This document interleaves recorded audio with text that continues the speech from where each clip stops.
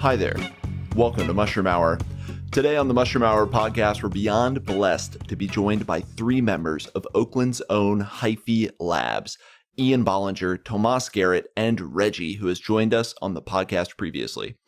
Inspired by early life transformative experiences with psilocybin-containing mushrooms, Reggie has had a lifelong passion for mycology and now consults with the largest mushroom cultivators in the world. He is also a member of the advisory board for Decriminalize Nature and an avid activist for police reform and an ally for the movement for Black Lives. Ian Bollinger is a dedicated researcher, scientist, and host of the Understanding Entheogens Podcast, advising for harm reduction through education by working with the entheogen decriminalization movement in the San Francisco Bay Area. Ian dedicates his time to churches, nonprofits, and public benefit corporations to bring scientific insights from the growing entheogen space to the public through his writings, podcast, and outreach. Tomás is the head of operations for Hyphae Labs. His background is in analytical chemistry that began with food and drug testing in Wisconsin. He moved to California in 2018 and began pesticide and solvent testing for the cannabis industry. Over the past few years, he has become intertwined like mycelium with the vibrant Oakland psychedelic community. Formed by citizen scientists like these, Hyphae Labs works to connect cultivators and consumers to knowledge, data, and education that supports their community through harm reduction. They are currently engaged with research around tryptamine content in entheogenic organisms, providing lab and analytical support for the psilocybin cup. I'm excited to learn more about their collective, their vision, and the upcoming Oakland Psychedelic Conference. Reggie, Ian, Tomás, thank you so much for joining us on the Mushroom Hour. Pleasure. No, seriously, the pleasure is all mine, guys. Huge fans of your work. Like I said, Reggie's been on before, and we got a teaser of what Hyphae Labs is all about. We heard a lot about his story, so I'm really happy to flesh it out with other members of the team. And because we've heard Reggie's story, quick overview. Ian, how did you get involved with Hyphae Labs? I met Reggie in 2019 at a Decriminalize Nature event at the Source Chiropractic.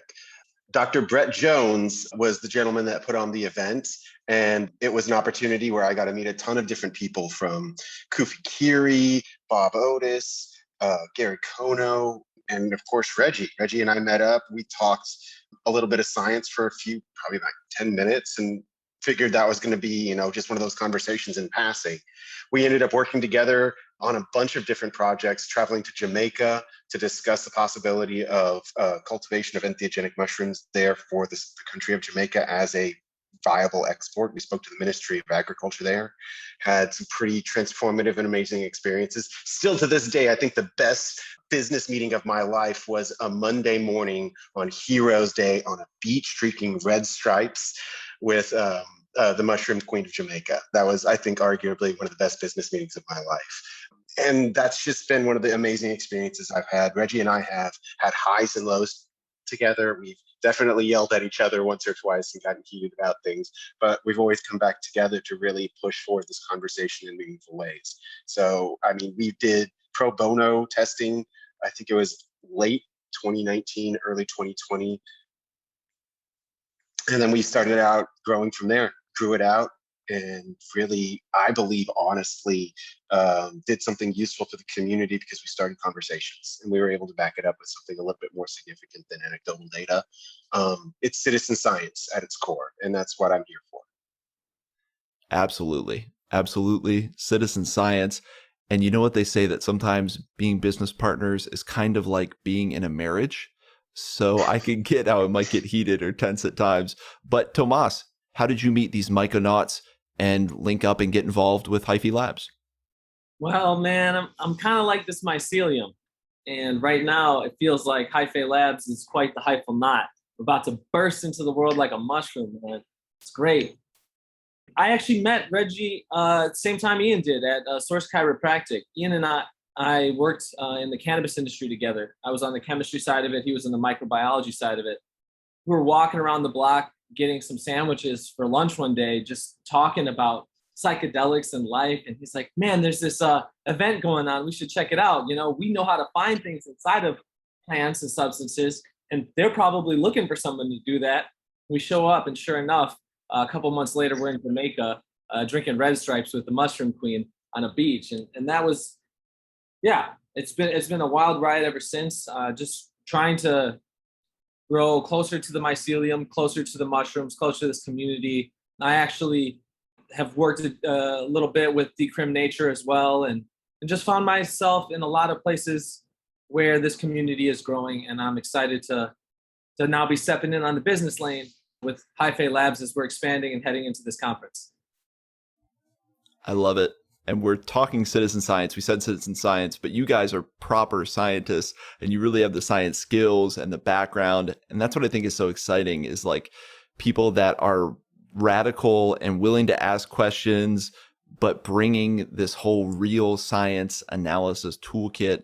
It's really exciting and unique. And then Reggie, as a vision, as an organization, what is the vision of Hyphae Labs?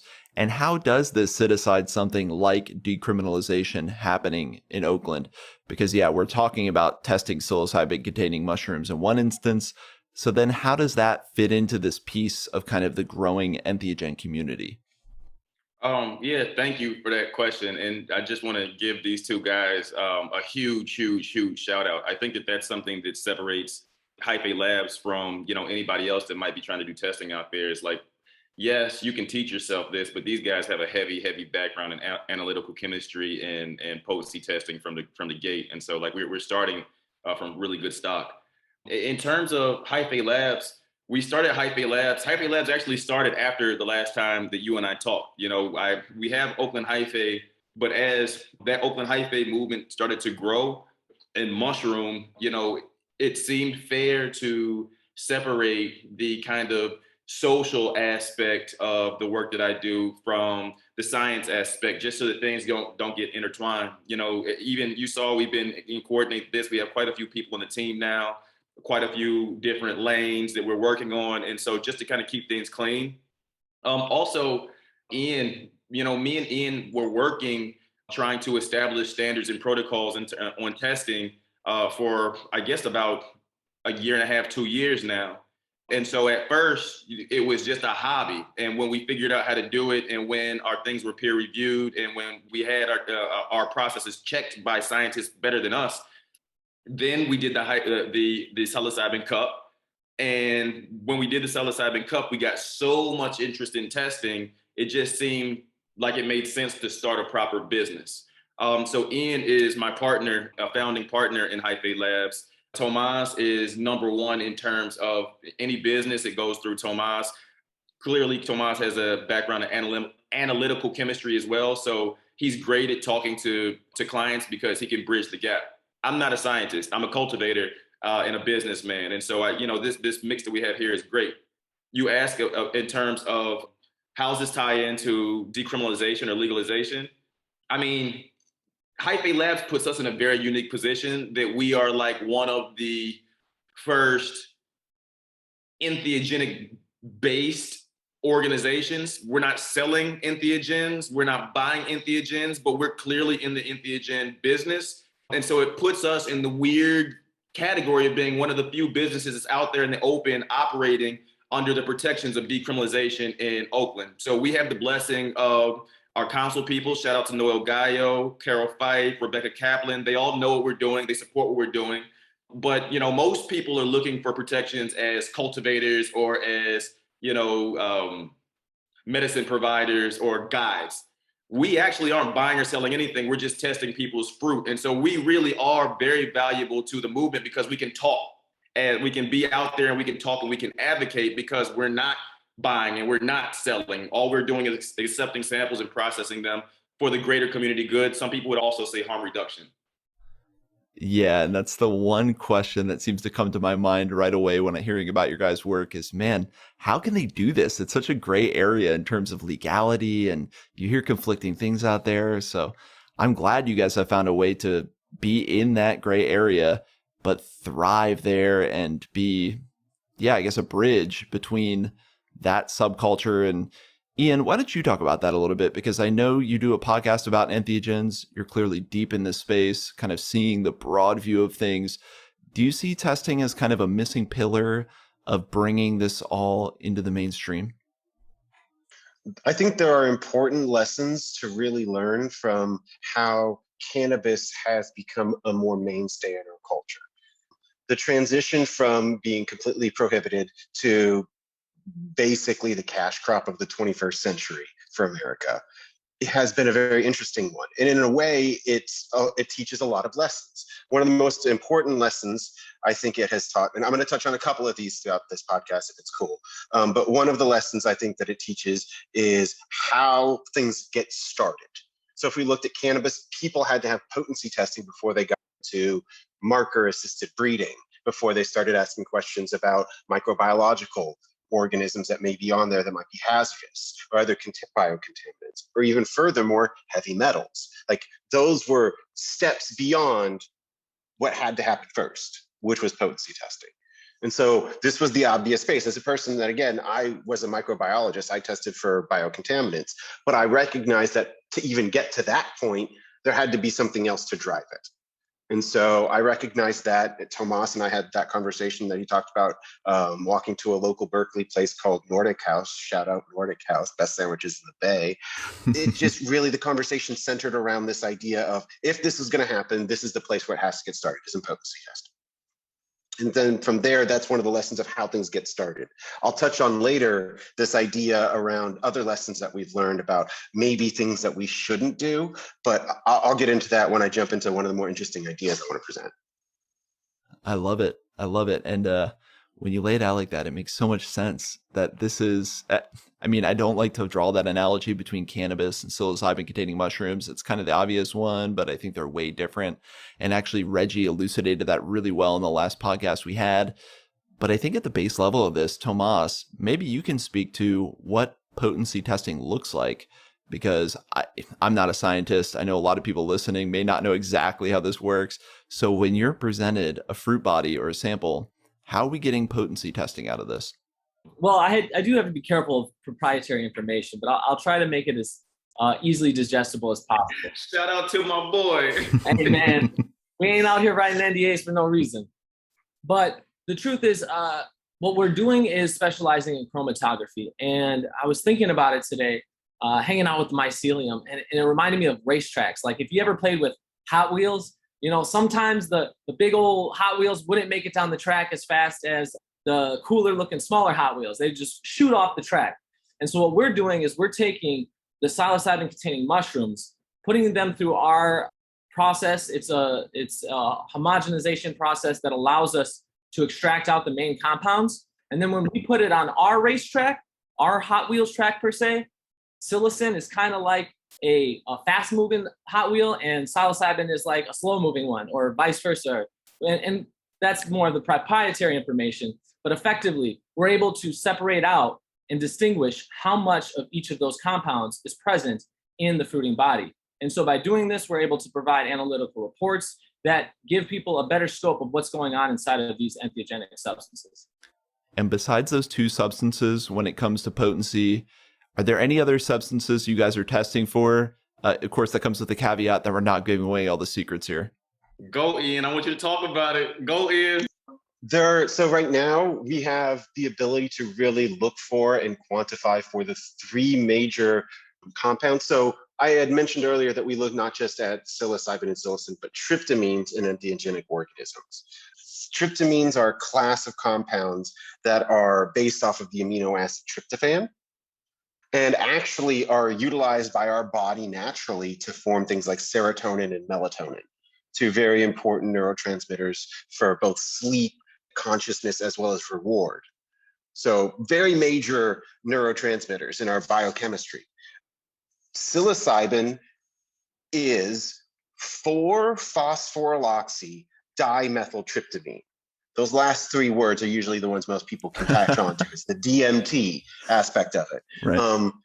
Just like DMT is a tryptamine and is like serotonin, psilocybin is very similar. The thing is psilocybin has that phosphate group on there. And that phosphate group actually, according to most of the research as it stands, it's not a neuroactive compound. It's not psychotropic. The thing is it has to get metabolized. That phosphate group has to get removed to become psilocin for it to become psychotropic. So we call it a prodrug. So there's like these two classifications that we're talking about. We're talking about the phosphate tryptamines. Okay. And then what are called the hydroxyl tryptamines, like psilocin. We know of at least 4 phosphate versions of the compound that can be found in mushrooms. You might have heard of baeocystin, norbaeocystin, aruginacin. All of those are phosphate versions of the tryptamine. So I like to think of the tryptamine, it's kind of like a snowman. You got like a 6-membered ring, and then you got like a little 5-membered ring with a nitrogen. That nitrogen is like the carrot nose, okay? And then he's got an arm hanging up, and on that arm, he's doing different, like, for lack of a better phrase, mudras, hand signals. Yeah. Or alternatively, like, it's like he's got like hang 10, he's got, rock on. See, we call that something else where I'm from. Well, that's fair. He's got thumbs up or he's got nothing. All of those are different variations of what I would call, just analogies that I would use to describe the different methyl groups. Trimethyltryptamine looks like rock on. Dimethyltryptamine kind of looks like hang 10. Monomethyltryptamine, or just called methyltryptamine, it looks like a thumbs up. And then just tryptamine has no actual anything besides hydrogens there. And all of those come off of the nitrogen arm. It looks kind of like a hand. So baeocystin, norbaeocystin, aruginacin, and psilocybin. Those are the phosphate tryptamines. Then you have the hydroxyl tryptamines, which are like psilocin. So psilocybin gets converted to psilocin. Baeocystin gets converted to norpsilocin. Norbaeocystin gets turned into a compound that really doesn't have a name. It's 4-hydroxytryptamine, I believe is what it is. And aruginacin gets turned into a compound that, again, doesn't have a name. I think it's 4-hydroxytrimethyltryptamine. Regardless, those are 2 classifications of compounds that we are actively looking into being able to classify. We do have standards for aruginacin, psilocybin, psilocin, baeocystin, norbaeocystin, and norpsilocin. We are actively looking to engage for the other 2 hydroxyltryptamines if available. But then there's a whole other class of compounds that are also tryptamines that are known to exist, at least in mycelium, and may be existent in the actual fruiting bodies themselves as well. And they are known as MAOIs, monoamine oxidase inhibitors. And those are compounds that are in the beta-carboline class. Those are going to be like harmine, also beta-carboline. And there's just this whole class of compounds that are very, very likely present because they are actively found. A little bit of stuff in there, but I don't want to dive too far into it. I could go into it for a bit, but there are plenty of other compounds that we need to be able to answer some questions around whether or not they're present. And I think that there's arguments to be said that they are if we're looking at them appropriately. Well, I appreciate that deep dive, and I feel like I'm going to need to listen to this again with like some chemistry charts, diagrams at hand, so I can understand what's going on. But the main I'll thing, have some at the cup. I'm actually going to be providing some actual like charts of these things, hopefully available for people to visualize. Hyphae Labs is putting all the pieces together for us. But I appreciate you laying out how tryptamine is kind of this base template responsible for many of the different molecules you guys are examining. So do some of those other substances, we know about psilocybin, psilocin, but in your experience, maybe you haven't been able to research this yet, but maybe it's intuition or experience. But do you think those other substances like baeocystin have an effect on the subjective experience of someone taking these compounds? I can speak to the fact that I know there are individuals that have taken isolated versions of these compounds. And there is some conflicting evidence between what they experience and what's documented in literature. As well as there's an open conversation around one of them. So baeocystin, which gets converted into norpsilocin, is not known to have, through anecdotal evidence of people that I've spoken to, any psychotropic effect. It's not known to have that. However, I think Gart's has been documented saying that it did have an effect. That's what I mean by conflicting information. So there needs to be more data in that space. Aruginacin is arguably a point of contention. I have a friend, Kane Barlow in Australia, who we have an open dialogue around. It might be responsible for what's called wood lovers paralysis, but that's a deep conversation to dive into. And then Tomás, I saw you shaking your head. Do you think these compounds make a difference in the effects, only because we're in this environment right now where people know that psilocybin and psilocin are being focused on and extracted. And that's kind of one model of this greater kind of entheogenic space. But do you think you kind of need all those compounds you guys are testing for? Do you think they're all important? Yeah, that's the short answer. Yes. Short answer is absolutely yes. But coming from the cannabis industry and also coming from food testing and understanding and investigating any kind of matrix, what we realize is chemistry only gives us a little snapshot of what nature is providing, and Ian has come up with this really beautiful way to talk about the analogies within the cannabis industry. Basically, we're trying to avoid what happened there where people just focus on things like THC and chase after the highest potency and da-da-da-da-da. And so that's one of the things that Ian was talking about getting into later. And I'm really excited for him to get into that further because he's creating new language and he's paving the way like we have been throughout this space so that we can create our own table and really shape the way this industry moves forward. I guess without further ado, Ian, let's break out that analogy because that's the first thing people talk about is, again, that analogy between cannabis and mushrooms. And what's the analogy in your mind? First, if you don't mind, I do want to give one straight caveat, and that is to the statement that while baeocystin and north psilocin might not have a psychotropic effect, that does not mean that they might not have an effect. I think it's important to note that you have just as many 5-hydroxytryptamine receptors in your gut almost as you have in your brain. So there is fact. So it might not be psychotropic, but it might be beneficial gastrointestinally. So I just wanted to throw that out there as well. Just a mind-blowing little tidbit. Okay, got it. Again, I just love conversations. I love that we can have these conversations. And thank you, Tomás, for passing this over. I think this is one of the things that I think we bring to the table that really hopes to shift the paradigm of the conversation. My really good friend, Hyphae Labs, amazing author, and very, very talented and insightful individual, showed me I believe the phrase is the lyrical dexterity of numerous rappers. And it was a horizontal scale from like 3,000 to like 8,000. And on it was different rappers and their use of word choice and how dynamic or how dexterous they were within that space. Nas is near, up at 7,000 or something like that, if I recall correctly. Like Deltron the Funky Homo Sapien at 6'5". And like somewhere in the middle, you have like Kid Cudi. And somewhere at the beginning, you have, I can't remember all of the whole list, but it's very expansive. And it's very, very gorgeous graphic. Loved so much by someone that they actually took it and reproduced it, but they did one slight twist. They switched it from this horizontal list to a vertical one. And in doing so, the original author reached out and said, hey, can you pull that down? I'm not trying to get shot. Because who was at the beginning of that list is now at the bottom of that list. And that's a totally different conversation to have. Right. And so the idea came to me, it's like the hierarchical model. When we looked at the cannabis industry and how we had, like Tomás said, the hierarchical top of the list, bottom of the list. If we think about the bottom of the list, nobody bred those the next year. Nobody sought those genetics. What level of biodiversity was lost because everybody was seeking high THC content? There's some kind of level of responsibility I think we have to the organism to really recognize the importance of its biodiversity. I mean, that's why we have golden teachers. That's why we have Thai Koh Samui super strains. Like we have so many different breeds across the entire planet. Like there are Japanese mushrooms that have psilocybin in them.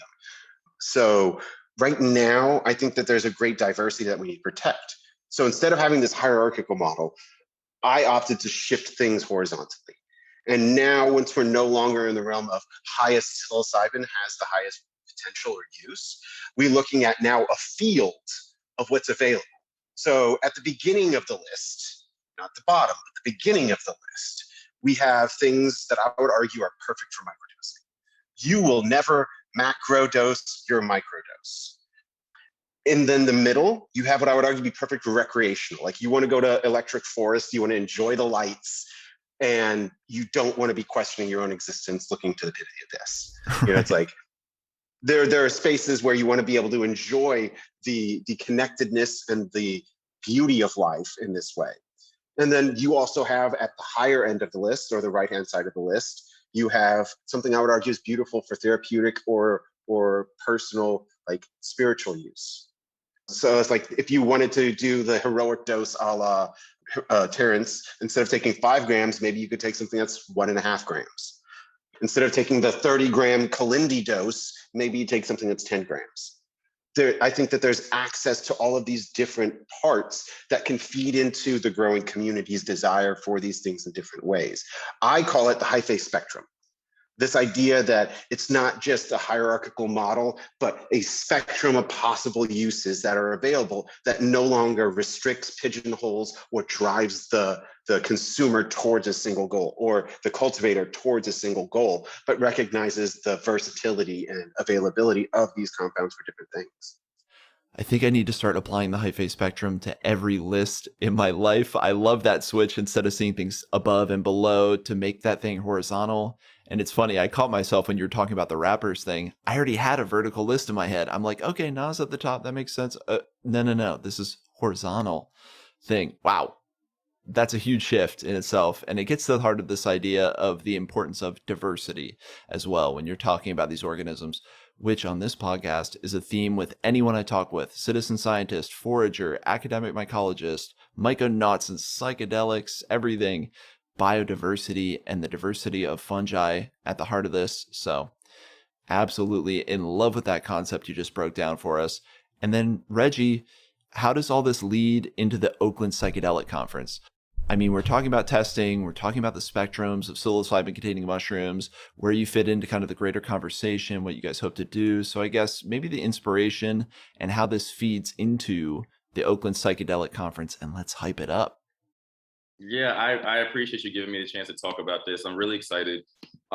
This ties into the Oakland Psychedelic Conference kind of in a very interesting way. So, I think that the last time we talked was about the psilocybin cup. Yep. So we're running a fall psilocybin cup, and we are going to announce the results on International Mushroom Day 9/20. We thought that would be appropriate. But when we did the psilocybin cup, it was in the midst of the lockdown. It was on April the 20th, 4/20. And so nobody could really go anywhere. Nobody could really travel. So now things are a little bit different. And when we did the psilocybin cup, we had a component where we zoomed in a bunch of speakers from all over the country, all over the world, really, and had them talk about a range of topics that had to do with mushrooms, plant medicines, entheogens, so on and so forth. So this time, instead of doing that kind of community or learning exchange component, instead of doing that digital, we've locked down the Starline Social Club. So September the 18th and 19th, we'll have 2 full days of programming where we talk everything about analytical testing, to decolonization of plant medicine, to plant medicine business, to motherhood in plant medicine, entheogens and creativity. We've invited some of the most interesting, and clearly this is not a definitive list. Some people weren't able to make it. Some people, are just too far. Some people have finances, but we've invited speakers from literally all over the world. We have people from the UK coming. We have some of the most interesting people from right here in California, from Michigan, from everywhere coming to network, to exchange information, to learn, to normalize what plant medicine is. Of course, there has to be a little activism thrown in there on my behalf.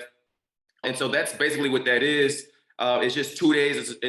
We like to call things an unconference, just like we like to kind of disrupt, as people like to look at mushrooms, potent to most potent, and they classify the most potent as the most important and the least potent as the least important. We're trying to change that. We're also trying just to change the way that these kind of plant medicine spaces look. So when Tomás and Ian told you that we met at the Decriminalize Nature meeting, first of all, shout out to Decriminalize Nature. They are integral in my growth in this plant medicine space, clearly, as my team is made up from people I met at their events. But just like they said that we met at that event, typically when you go to psychedelic or plant medicine events here, at least in California, they're kind of monochromatic. And it's getting a little different, but still kind of monochromatic. And almost like kind of like majority gender. You have majority white men. And that's cool. There's nothing wrong with that. But what we're trying to do is bring more people into the fold. We're trying to normalize plant medicines for a wider range of people. And that means putting people in front of the community that represent the community. And so that's another thing that we're doing here. We're drawing very heavily from Oakland. We're drawing very heavily from California. We're making sure that, women are represented, the people of color are represented, the LGBTQ is represented, so that everybody kind of feels comfortable in this community space that we're trying to make. And lastly, the inspiration for this, shout out to Baba Kalindi and shout out to Mama Ayana. The inspiration for this is the Detroit Psychedelic Conference. It took place last August. Tomás and I went to that, and I walked into that conference and looked around, and for the first time in my existence, I had not seen a room full. I was not one of a few pepperings of Black people in the room. Like, it was diverse, and I appreciated that. And it really, it connected me with people around the country. People took me under their wing. I took people under my wing, and we networked from there. And so what I'm hoping is that what comes out of this conference really pushes the culture forward in terms of community, in terms of good information, and really kind of puts Oakland on the map in terms of a mecca for mushrooms. And there's something special about having that in-person component. Another activist actually from Detroit, Antonio Cosme, introduced me to the word collective effervescence. There's something about being around people who think like you, who are interested, and there's like this palpable energy that happens when human beings get together. I don't know if it's the magnetic fields around our bodies or what's going on, but I appreciate virtual conferences, but I love that there's an in-person component here. To anyone, if you're in Oakland, you should try to be there because there will be that magic in the air. And Tomás, I know there'll be tons of speakers there. Is there anyone who stands out in particular that you're really excited to hear? Well, Reggie already knows this about me. There's this guy, Mike Crow, Mushroom Mike. Have we locked him in, Reggie? Yeah, he's locked in. He's locked in. Woo! Man. So as a cultivator myself, and I know I speak for many of us when I say this, we watch a lot of YouTube videos. We go on Reddit. We read the books like we were talking about Mandrake's book, the Bible. I mean, there's many ways to get information. Mushroom Mike's videos were on repeat. Like, man, I'm not only Mushroom Mike, we got Willie Michael coming through. He's big time, man. These are the people that many of us cultivators out there looked up to, and we're just like, damn, how cool is it that somebody's out here teaching us? And to know that they're able to come to our conference, that Reggie and I, a year ago, I mean, we're in Detroit and we met some people from Oakland, and it was crazy to like meet people from all over the country in Detroit and then say, you know what, we're going to do this in Oakland. And here we are a year later, it's happening. And then the people that we were like, oh, I can't wait to meet, they're coming to our event. So yeah, I'm geeked. I'm excited to see Darren LeBaron from the UK. I'm excited to see Willie Michael. I'm excited to see Mike Crow. I mean, everybody there's going to be a revolutionary speaker. Let's keep it real. This is a one-of-one event, and this is going to be the first of many, but like this event, this is it. Talk about master manifesting, seeing those people, you hold the space, you bring them in. That's absolutely incredible. And then kind of a question here too. We're talking about like the activism component. And I know from speaking with Reggie before, this conversation around psilocybin gets into so many different aspects of kind of changing culture for the better. Ian, why do you think testing is such a potent partner to some of those other issues that you guys hope to address through this? I think the thing that brings people together most is the desire to know something. I think that's the thing that drives us to, work together towards accomplishing a goal. It's what got us to the moon. I mean, I really feel it's just inquisitive nature. As one of my favorite citizen scientists, William Padilla Brown, says, human body is literally a biological scientist by nature. Like, we are designed to fuck around and find out. And because of that, I think that there is some great value in recognizing this shared inquisitive part of who we are. Like, if you have a question and you want to be able to answer it and you don't know how to answer it, you should be able to reach out and ask somebody, no matter who they are, no matter where they are, how to be able to answer that question. Talking about Willie Myco talking about all of these different all of these Darren LeBaron, all of these different people in this space that are definite. I mean, hell, I could talk about the McKenna brothers for hours on end. Like, there are so many people we stand on the shoulders of giants on, and communities have been built off of just possessing the same book as somebody. So people that are competing in this space, I don't think the word competing is the right word. I think it's better to be seen as showing up for their community, because honestly, like, this is the thing, is like having a known tryptamine content in your product as a consumer, it helps me to know how to dose myself. It helps me to know, and that's harm reduction. So I think that there is some level, there's a reason why, potency testing is mandated for cannabis. It's to present a space of harm reduction. And I think it's a space of protecting our community. Yes, there are great benefits for saying I scored in the top ranks of the microdosing, flight. I'm in this space where it's like I have one of the better options for microdosing, maybe.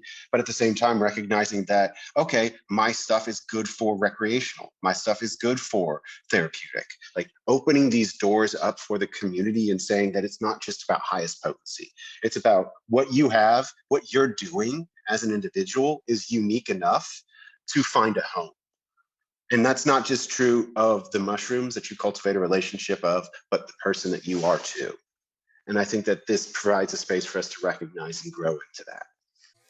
Yeah, I saw testing as such a potent tool to ground the whole experience. Yeah, it gives people a fundamental baseline of connection over the science. And man, you just elucidated so many points beautifully right there. But Reggie, where can people get tickets to the conference, to be part of the event? How can people get involved? Right now, the best way for people to get tickets to events, I have a link up in my bio. It's Oakland Hyphae. It's at Oakland_Hyphae, at Oakland_Hyphae on Instagram. They can follow the link and it takes you to Eventbrite. If you don't want to do that, what you can do is just go to Eventbrite, type in Oakland Psychedelic Conference, and the tickets are right there, available for purchase. They're selling quick. We have a handful left. And keep in mind, we basically sold out and we haven't released a speaker list yet. So nobody even knows what's happening. They just know that it's going to be happening. So I'm pretty sure the minute we start releasing some of these speakers, and it's going to be a slow drip, first come, first serve. And when it's over, like, we'll see y'all next year. So I hope to see everybody there. Absolutely. Like I said, if you're in Oakland, no, put that out the window. If you're just get to the Oakland Psychedelic Conference, it's going to be an incredible event. No, we're not going to put boundaries around it. Yeah. Another longer range question, and you guys can answer this. As mushrooms go mainstream, we know a lot of bigger companies are going to get involved. Reggie, you talked about that last time, how money coming into a space can change a space. How do you think Oakland Hyphae or Hyphae Labs grows in that space? And do you think you can help to guide things there? So I'm gonna take this one. This is the one, non-science, but business and politics, and this is my bag. So I have very strong feelings about this, and they've only gotten more strong since the last time that we spoke. We're seeing more and more money coming in, and generally when I see large amounts of money coming in, people who have no attachment to the community whatsoever, there's generally the attitude change. The love is gone. The cutthroat business sort of is there. The stabbing in the back and the stealing exists. At Oakland Hyphae, and Hyphae Labs, we've seen a lot of it, which is why we've now tightened up, NDAs all the way around. It's very, we look to build deep relationships with the people that we're doing testing with, as opposed to just taking every dollar that anybody puts down on the table. So there's a vetting process with us and our clients, but it's a relationship. It's not just a transaction. Coming back to your original question, I've been working very closely with a lot of the activist groups, and every time I get on a platform, quite honestly, like this, and I've thought a lot about it. If we look, and I know you don't like the comparison, but if we look at what happened in the cannabis industry, places like Colorado and other places put in barriers of entry to shut out mainstream people. So for instance, in Colorado, it was something like you had to have 10 years of tax returns just to qualify to be able to get a permit. You had to have this much money in the bank, and you had to show you had this much money in the bank, when in reality, most people who was in Colorado cannabis, they weren't going to show that sort of money because they're going to jail. So, but those were called barriers of entry to prohibit the little guys and to prohibit the pioneers and to allow big money to come in. I look at that and say, okay, if you can do it and block the people from the ground up, then you can also do it and block the people from the top down. And so what I'm proposing, and this is, you're asking how Oakland Hyphae and Hyphae Labs ties into this is my gospel. What I'm proposing everywhere I go is that we can put barriers of entry to stop big business and highly funded people coming in and taking away everything. So for instance, right now, there are several proposals about decriminalizing plant medicine here in Oakland, or here in California. You have the SB 519 that everybody's talking about, but there's another one that Decrim California put forth that's a new initiative. And in that initiative that Decrim California is put out, it's basically a giveaway to big business. You know, they outright, they legalize or decriminalize mushrooms, but they don't put any protections in there to protect the cultivators who have, quite frankly, been the pioneers underground pushing the industry forward. What they do is they classify the psychedelic mushrooms or the magic mushrooms as a regular food mushroom, which would then open up the floodgates for anybody who currently has large-scale mushroom production to just come and squash the people who are in here that have been taking the risk for all this time. And so what I propose, there's also different questionable stuff in there, like the Decrim California logo has to be used. The Decrim California trademark has to be on every package of psilocybin that's sold, which is questionable to me. But what I propose is writing language in that bans institutional money. So if money comes from Wall Street here in the United States, if money comes from Bay Street in Canada, if money comes from whatever the financial hub in London is, it's banned. You cannot come into the plant medicine industry, it's outlawed. As well as if you come in capitalized over $1 million, it's banned. In my mind, this sort of proposal for legalization or decriminalization at any gate would allow small people pathways to come in, establish themselves under a less hostile environment and grow so that they can compete and continue to reap the fruits of the risk that they were taking, you know, because that's what it is. Without the people who are out here cultivating in their closet, we would not be here talking about decriminalization. And so that's what Oakland Hyphae is about. Because we have testing funds our activism. Testing allows us to not have to be pigeonholed to any of these, because there's a lot of well-funded people. And, you know, quite frankly, a lot of them are well-intended. But when people come with that money, there's expectations that come along with that money. I don't care what you say. And so these people can be the best people in the world, but when they come to you and say, hey, I got $50,000 for your organization, I'm certain that that's going to make a person think twice if they propose bills that are problematic for the people, because it's going to mess up their individual money. Oakland Hyphae stands as a 100% independent funded. We fund ourselves from the testing, and we have a few subscription spots left. So if you want to sign up for testing, just go to Oakland Hyphae 510 on the internet or DM Oakland _Hyphae, and we'll get right back to you. Tomás will get back to you in terms of signing up for testing. But we support ourselves from the tests that we provide, and we support ourselves from the events that we do. We're 100% independent. This is a mom and pop bootstrap organization. And so us as ourselves operating in science kind of bend the paradigm. You know, not only do you see, and there's several women in our team that you don't see here represented, but not only do you see one of the most diverse science-based collectives out here, but we really are self-funded. So buy a ticket. That helps us stay independent. That helps us look out for you. And that's my piece. And that's why you're one of the only people I've ever had on twice. And part of this is because I believe so strongly that there's a unique opportunity here. You know, one of the great tragedies of the cannabis industry was the people that started that industry in California and Colorado were then shut out. And everyone knows that was horrible. So we have a chance here by empowering a group like Hyphae Labs, because we have a chance to change that direction when it comes to psilocybin mushrooms.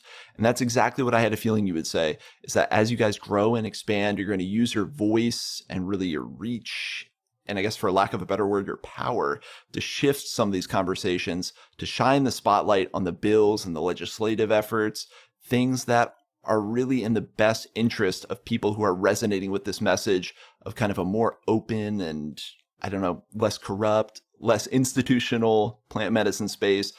By powering up Oakland Hyphae as they grow, you're giving us an ally on the inside. And it's rare, really, that we have a front runner who's this well established, who's doing this much kind of real, tangible scientific work, who can stand apart and make these kind of moves for everyone. You know, it's like you guys are our avatar in the space, helping us try to keep it clean as best we can. So yeah, I really encourage people, go to the events. It sounds like Tomás is the person who will respond if you reach out about testing, but just support Oakland Hyphae and Hyphae Labs.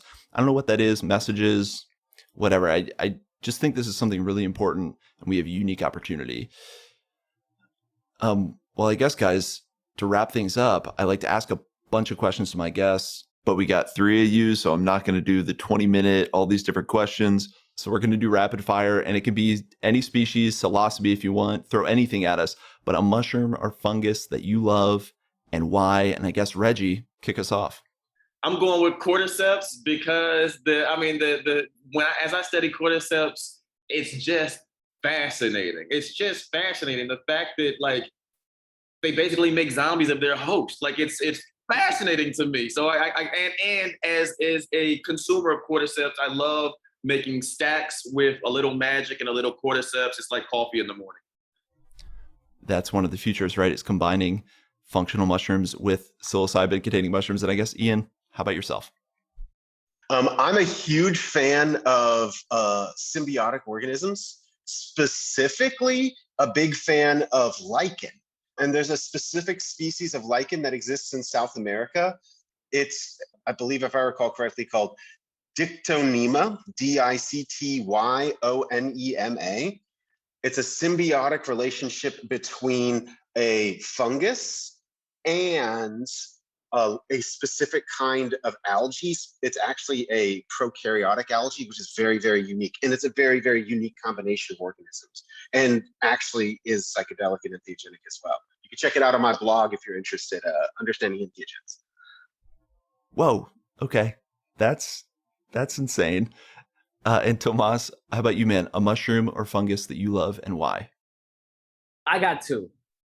I had this one experience, man, that it'll never leave my mind. Me and my sister once I got a message from a former colleague, and they sent me a picture of an Amanita muscaria in Berkeley. And so I went out and I literally found the street, and I was at 10 o'clock at night going through someone's yard, and I found the mushroom. It was this big. It was 2 of them. It's just the most beautiful. It looked like straight out of Mario, this red with the white dots on it. I was like, damn, I really found this thing.